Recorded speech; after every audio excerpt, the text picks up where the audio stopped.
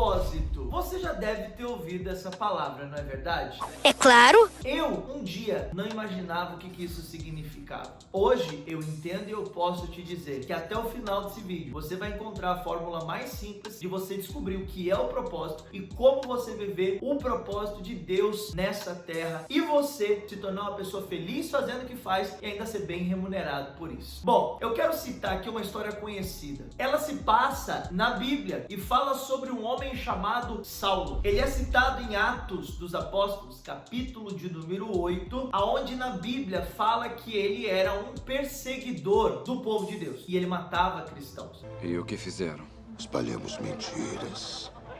Criamos uma controvérsia que o levou a julgamento. E durante muito tempo ele acreditava que essa era a coisa certa a se fazer. Ou seja, ele acreditava que esse era o propósito de vida dele: perseguir, prender e matar cristãos. E durante muito tempo ele fez isso. Ele foi um homem que teve a oportunidade de estudar na escola de Gamaliel, que é praticamente um fariseu, e ensinou durante muito tempo os costumes das leis, e isso fez com que Paulo entendesse que ele deveria pertencer a esse grupo que perseguia o povo cristão, e ele acreditava que aquilo que ele havia aprendido era a forma que ele deveria viver e o que ele deveria aplicar como estilo de vida, como carreira e como profissão. E é muito interessante a gente pensar que ao longo da vida nós crescemos, estudamos, nos desenvolvemos profissionalmente, e o ambiente onde a gente é criado, entre as famílias, nas escolas onde estudamos, isso vai formando a nossa personalidade e vai formando também o nosso comportamento. E por muitas vezes, mesmo fazendo coisas que não nos preenchem, que não nos deixam felizes, nós acabamos nos sujeitando a fazer. Por exemplo, uma pessoa que trabalha numa empresa e faz algo apenas por dinheiro. Uma pessoa que ela faz o que faz, mas ela não é feliz fazendo o que ela está fazendo, mas ela está em busca da recompensa que aquilo oferece. Saulo, ele viveu durante muito tempo perseguindo cristãos porque ele queria agradar os fariseus. Aquelas pessoas, elas falavam mal dos cristãos, perseguiam os cristãos, queriam ver os cristãos destruídos. E Paulo, como pertencia àquele grupo, era influenciado a se comportar daquela maneira e exercer essa profissão e agir da forma como ele agia. E ele acreditava fielmente que o que ele estava fazendo era o propósito dele, era a coisa certa a se fazer. Quanto mais tempo você perde fazendo a coisa errada, mais tempo você deixa de investir fazendo a coisa certa. Uma pesquisa revelou que 90% das pessoas são infelizes fazendo o que fazem, e 60% dessas pessoas entrevistadas disseram que mudariam completamente o que estão fazendo porque não gostam de fazer o que fazem. O que isso significa para nós? Que existem muitas pessoas nesse mundo que não estão vivendo o seu propósito, porque o seu propósito está diretamente ligado com a sua realização pessoal. Ou seja, a pessoa é feliz e realizada fazendo aquilo que ela faz. No capítulo 9 de Atos dos Apóstolos, Saulo tem um encontro com Jesus. Ele estava indo para Damasco, e no momento que ele estava indo para Damasco, junto com alguns soldados que com ele acompanhavam, ele ouve um grande estrondo, uma luz brilha, ele se desequilibra do cavalo e ele cai, e ouve do céu dizer: Saulo, Saulo, por que me persegues? Nesse momento, Saulo, ele tem um encontro com o seu porquê. E esse é o momento das nossas vidas em que o nosso porquê se revela. Muitas vezes, o nosso propósito, ele vai se revelar nos momentos de dificuldade. O seu propósito tem intimidade com as suas dores, ele tem intimidade com as suas dificuldades, ele tem ligação com os traumas e com os desafios que você enfrentou na vida. Vou te dar um exemplo meu, o meu propósito. Com 10 anos de idade, eu fui abusado sexualmente por um vizinho. Isso nunca foi dito para os meus pais, isso me deixou completamente norteado com relação à minha vida. Eu tive a minha identidade violada, tive vários problemas emocionais, não conseguia estudar, meu relacionamento familiar com a minha família era péssimo. Nesse momento em que eu comecei a ter essas dificuldades, eu comecei a sofrer violência doméstica, porque o meu pai me batia batia a ponto de, em alguns momentos, eu ser trancafiado com uma corrente e um cadeado, preso numa cama, e lá eu ficava durante horas e horas. Isso fez com que eu me tornasse um jovem agressivo, violento, e fez com que eu tivesse sérios problemas de relacionamento com meu pai. Nós brigávamos demais. E a minha casa começou a ter problemas com relação a dinheiro. Meu pai, com maus negócios, acabou endividando a família, e nós tínhamos oficiais de justiça constantemente no portão da nossa casa, querendo penhorar os nossos bens, querendo levar a nossa casa, inclusive, e isso nos deixou em pânico. Aos 21 anos, eu tive uma oportunidade de ter um encontro com o Evangelho. Eu tive um encontro com Jesus, assim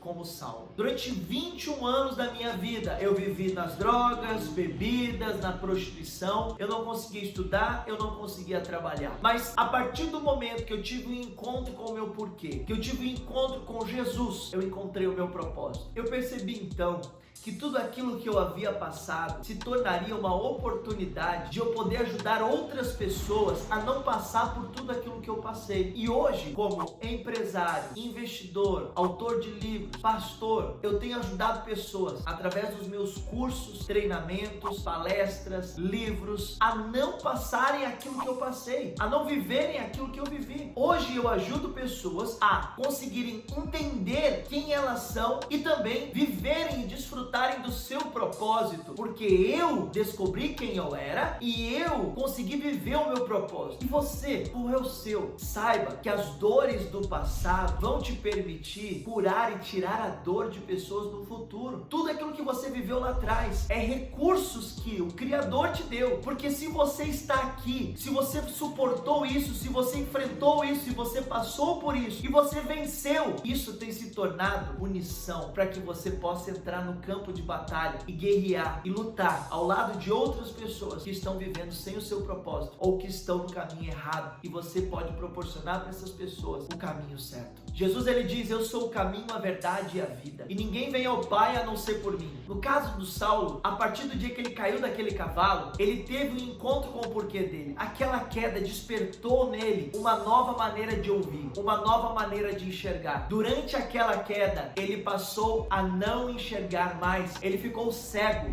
Eu sou Jesus, a quem persegues. O que está vendo?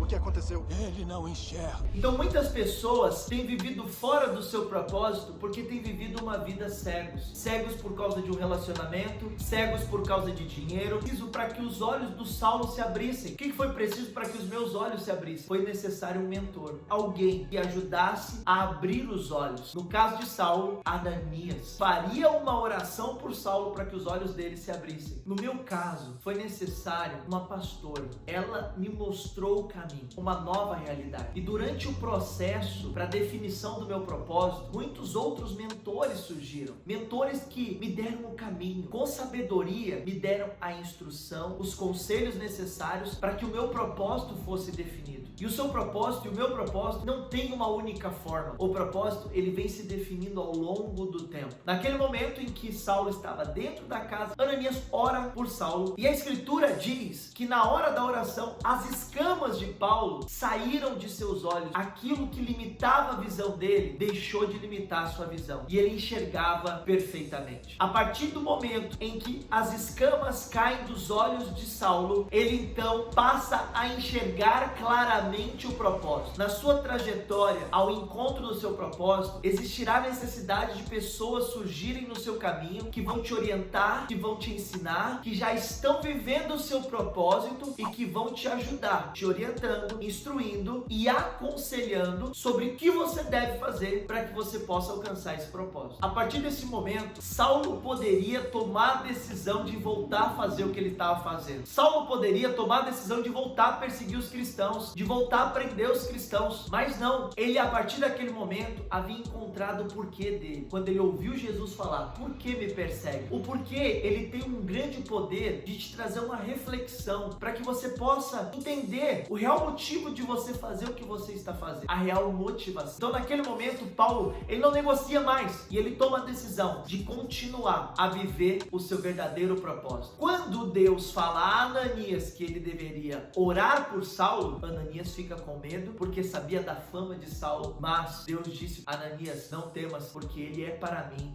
um vaso escolhido. A partir daquele momento, Saulo, ele deixa de ser um perseguidor do povo de Deus e ele passa a se tornar perseguido. Ele passa a se tornar um pregador do evangelho. Nesse momento, ele não negocia voltar, ele nem pensa em voltar, porque quem tem propósito não aceita proposta. Independente das propostas que virem, se vir uma proposta que não está de acordo com o seu propósito, essa proposta não é válida para você. Uma vez que você encontra o seu propósito, você precisa ter foco. E foco não é você dizer sim para uma única coisa, é você dizer não para todas as outras. É como um casamento. Casamento não é você escolher uma mulher. Casamento é você dizer não para todas as outras. Não é você escolher um homem, é você dizer não para todos os outros. E uma vez que você encontra o seu propósito, você vai ter que dizer não para muitas propostas, assim como Saulo disse não para aquela vida antiga, para aqueles hábitos antigos, e ele tomou a decisão de se tornar um vaso nas mãos do oleiro. E a partir de então, ele se torna um grande pregador. E ele foi alguém responsável pela abertura do maior número de igrejas no Novo Testamento. Novas pessoas começam a conhecer o evangelho. Novas pessoas começam a conhecer a Cristo. E veja, Saulo, ele não foi alguém que esteve ao lado de Jesus como os discípulos. Ele não foi chamado de discípulo. Ele foi um apóstolo. Alguém que veio após Cristo, creu em Cristo e pregou Cristo como o seu propósito de vida. O Saulo, vivendo o seu propósito, fez mais de 4 viagens missionárias. Em seu propósito, visitou mais de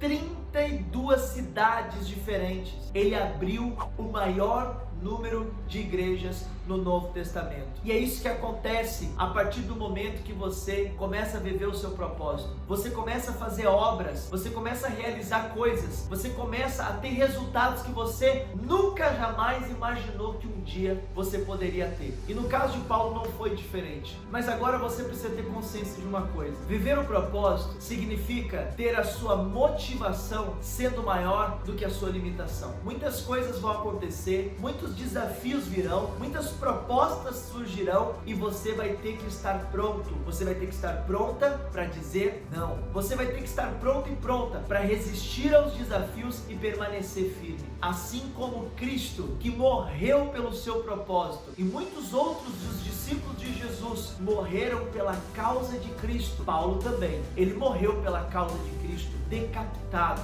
E uma pergunta que eu tenho para fazer para você hoje é: será que hoje você estaria disposta a morrer por aquilo que você acredita que você nasceu para ser e fazer nesse mundo? Você nunca estará totalmente pronto, nunca estará totalmente pronta para viver por algo se você antes não se preparar para morrer por isso. E isso é algo que para mim e para você tem que fazer todo sentido sobre o nosso propósito. Porque para que você possa viver o seu propósito, você vai precisar fazer 3 perguntas para você mesmo. Primeiro, o que as pessoas dizem que você faz bem? O que as pessoas te pagam para você fazer? Que você tem habilidade, capacidade de fazer isso. Segunda pergunta, o que você ama fazer que você faria de graça, sem cobrar nada de ninguém? E terceira pergunta, o que te incomoda no mundo? Qual é a causa do mundo pela qual você quer lutar? Essas 3 perguntas vão ajudar você a definir com clareza o seu propósito. Eu vou deixar mais 2 vídeos aqui que vão te auxiliar no processo de descoberta para que você saiba ainda mais sobre o que fazer. E se você gostou desse vídeo, curte esse vídeo e também se inscreve no meu canal e aciona o sininho para que você seja notificado para todo vídeo novo que nós colocarmos aqui. E que Deus te abençoe. Bora dominar o mundo. A gente se vê no próximo vídeo. Tchau!